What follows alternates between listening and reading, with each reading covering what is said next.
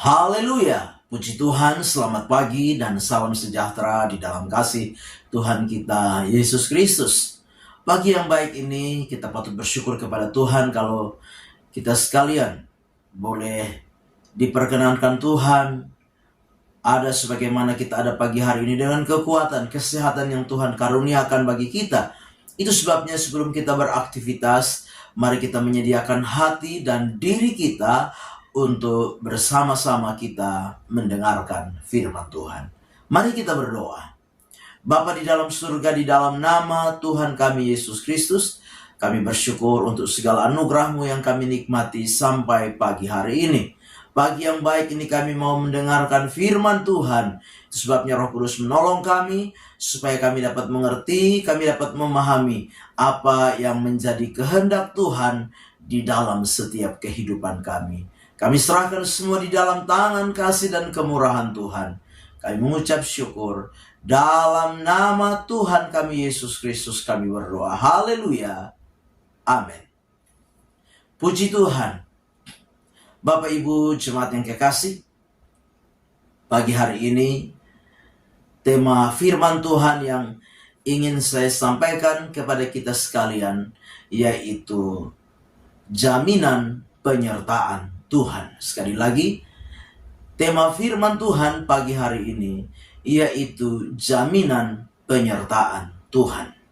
Mari kita memperhatikan firman Tuhan bersama-sama di dalam Yesaya pasal yang ke-52 ayat yang ke-12. Yesaya 52 ayat yang ke-12, demikian firman Tuhan. Sungguh kamu tidak akan buru-buru keluar dan tidak akan lari-lari berjalan, sebab Tuhan akan berjalan di depanmu dan Allah Israel akan menjadi penutup barisanmu. Sekali lagi saya bacakan. Yesaya 52 ayat 12. Sungguh kamu tidak akan buru-buru keluar dan tidak akan lari-lari berjalan, sebab Tuhan akan berjalan di depanmu dan Allah Israel akan menjadi penutup barisanmu. Bapak Ibu jemaat yang kekasih di dalam Tuhan kita Yesus Kristus, sebuah ayat firman Tuhan yang luar biasa tentang penyertaan Tuhan bagi umatnya, bagi orang-orang Israel. Penyertaan Tuhan yang sungguh luar biasa. Kenapa? Karena kita kalau membaca bagian firman Tuhan ini, Tuhan berkata, sungguh kamu tidak akan buru-buru keluar dan tidak akan lari-lari berjalan, sebab Tuhan akan berjalan di depanmu dan Allah Israel akan menjadi penutup barisanmu. Ini bicara tentang penyertaan Tuhan yang sungguh luar biasa, penyertaan Tuhan yang sempurna. Nah, janji penyertaan Tuhan ini Tuhan sampaikan lewat Nabi Yesaya kepada umatnya, orang-orang Israel, bahwa Tuhan akan menyertai mereka di dalam apa? Perjalanan kehidupan mereka. Mereka tidak akan terburu-buru, tidak akan lari-lari berjalan. Ini bicara tentang apa? Penyertaan Tuhan yang sungguh luar biasa, sehingga apa? Tidak akan membuat mereka menjadi lelah, tidak akan membuat mereka menjadi capek. Dalam apa? Mereka menjalani kehidupan ini. Ini luar biasa Bapak Ibu, jemaat yang kekasih. Nah, jaminan penyertaan Tuhan tentunya juga setiap kita harapkan di dalam hidup ini. Tidak saja sebagaimana jaminan penyertaan Tuhan bagi umat Israel, tetapi bagi kita sebagai orang-orang yang percaya kepada Tuhan. Kita percaya bahwa ketika Tuhan menyertai kita di dalam setiap perjalanan kehidupan ini, maka apa? Setiap apa yang membuat kita lelah, setiap apapun yang membuat kita letih, lesu, tidak bersemangat, membuat kita capek di dalam perjalanan kehidupan ini, Karena ada Tuhan yang bersama-sama dengan kita, ada Tuhan yang beserta dengan kita, maka apa? Kita akan mengalami penyertaan Tuhan yang sempurna di dalam hidup kita.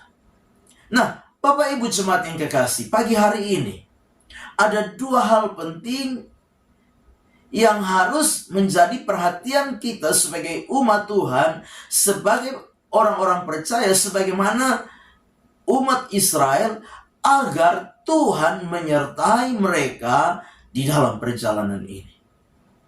Sekali lagi, pagi hari ini ada dua hal penting yang harus menjadi perhatian kita bersama sebagaimana umat Israel, agar apa?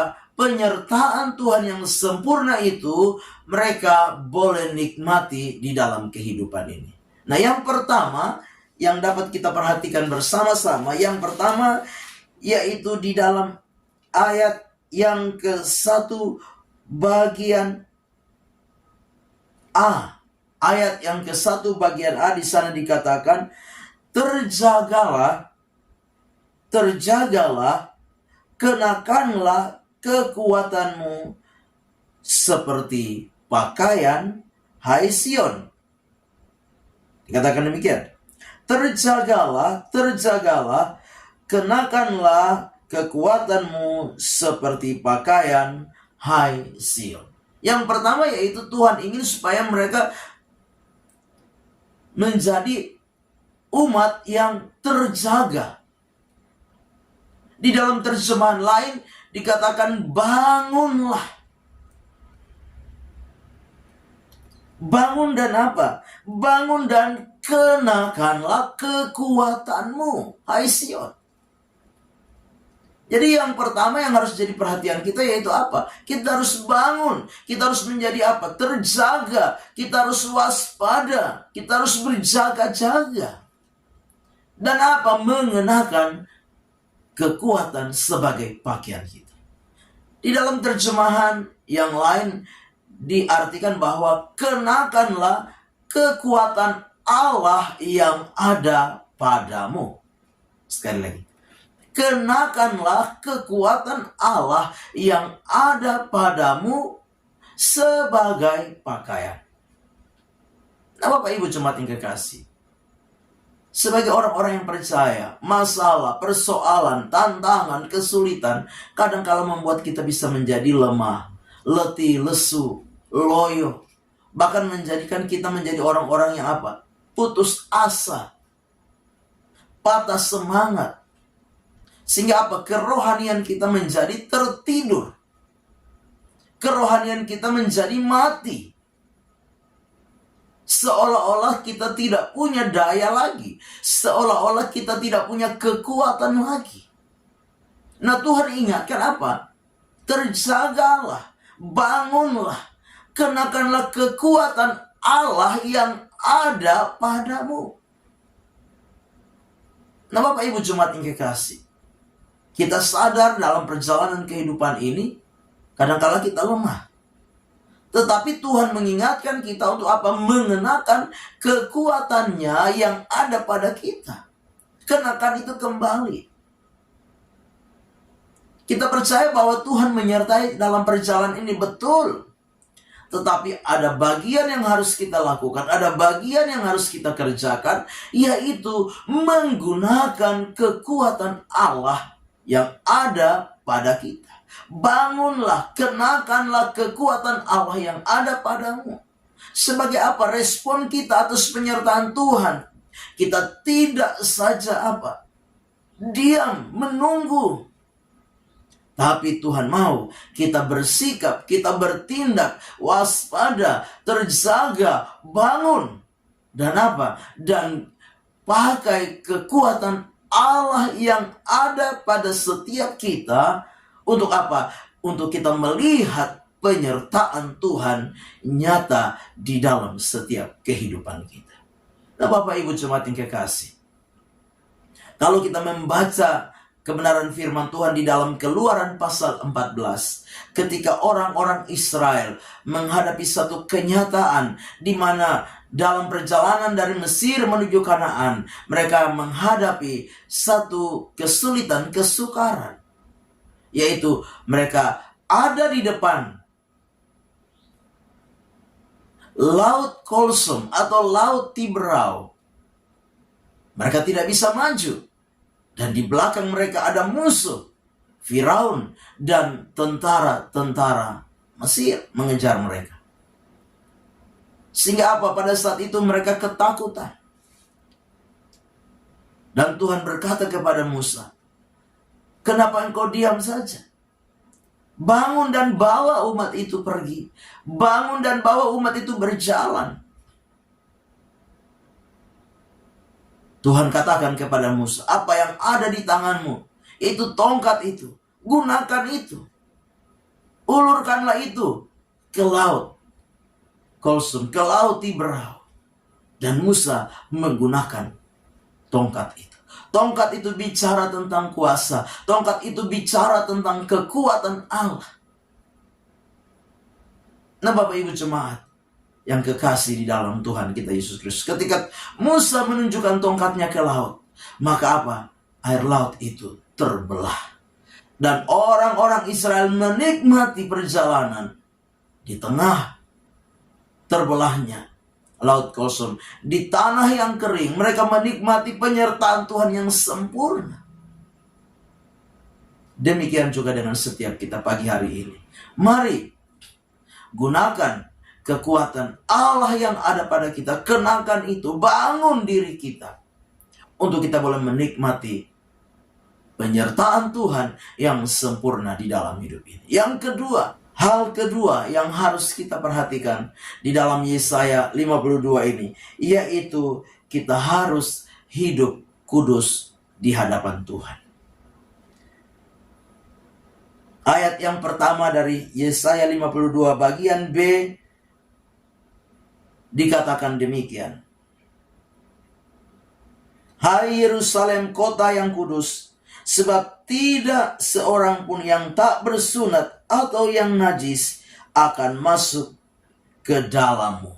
Ya, dikatakan, sebab tidak seorang pun yang tak bersunat atau yang najis akan masuk ke dalammu. Ini bicara tentang apa? Kekudusan. Tuhan ingin kita memperhatikan ini di dalam hidup kita, untuk menikmati dan mengalami penyertaan Tuhan yang sempurna dalam hidup kita. Maka kita perlu hidup di dalam kekudusan, hidup di dalam kebenaran. Hal-hal yang najis harus kita tinggalkan, hal-hal yang tidak benar harus kita tinggalkan, untuk kita menikmati akan penyertaan Tuhan di dalam setiap kehidupan kita.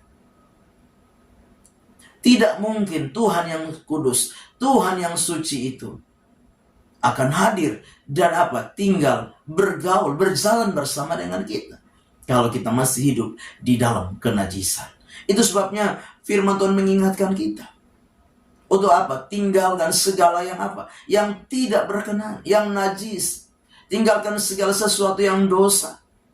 Hiduplah di dalam kekudusan, hiduplah di dalam kesucian. Maka kita akan menikmati penyertaan Tuhan yang sempurna di dalam hidup kita.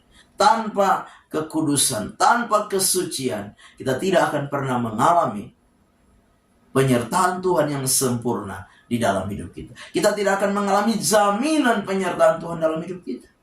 Nah, itu sebabnya Bapak Ibu jemaat yang kekasih di dalam Tuhan kita Yesus Kristus, kita harus belajar bersama-sama untuk menikmati, mengalami penyertaan Tuhan di dalam hidup kita. Hiduplah di dalam kekudusan. Dengan jelas di dalam ayat yang ke-11 dari Yesaya 52. "Menjauhlah, menjauhlah, keluarlah dari sana, janganlah engkau kena kepada yang najis. Keluarlah dari tengah-tengahnya, sucikanlah dirimu, hai orang-orang yang mengangkat perkakas rumah Tuhan." Jadi kita memperhatikan bersama-sama bahwa sebagai orang-orang percaya, untuk menikmati jaminan penyertaan Tuhan dalam hidup kita, kita harus hidup di dalam kekudusan, hidup di dalam kesucian. Maka percayalah, yakinlah, ada Tuhan yang akan berjalan bersama-sama dengan kita. Ada Tuhan yang akan menyertai kita, menolong kita dalam perjalanan ini. Dia akan berjalan mendahului kita, tapi dia juga akan berjalan menutupi barisan dari langkah demi langkah kehidupan kita sebagai orang percaya. Amin. Mari kita berdoa. Bapa di dalam surga, di dalam nama Tuhan kami Yesus Kristus, kami bersyukur untuk firman-Mu pagi hari ini.